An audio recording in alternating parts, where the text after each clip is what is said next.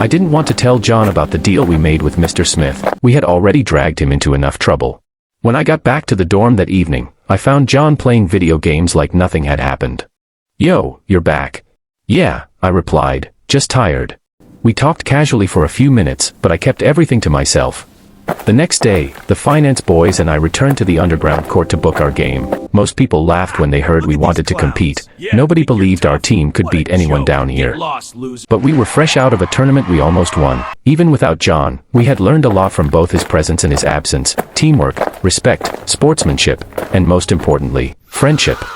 Our opponents were well known in the underground league, so the bets were stacked heavily against us. Only a few people, including Mr. Smith, put money on us. "If you guys win," he told us quietly, "I'll make a fortune. Don't mess this up." The game started aggressively. The opposing team came at us full speed. No timeouts, no breathers. "Is this even legal?" one of our guys whispered. "Nothing here is legal," I muttered back. They fouled us non-stop. I swear they committed 1,000 fouls and the referee didn't call a single one. We were losing by a few points, and honestly, it felt like we were cooked. Then, bang. The doors burst open. Police. Nobody move. The whole court erupted into chaos. People scrambled, shoving drugs into their pockets, hiding bottles, overturning tables. Others took off running. A few got caught immediately. "Go to the back exit," I shouted.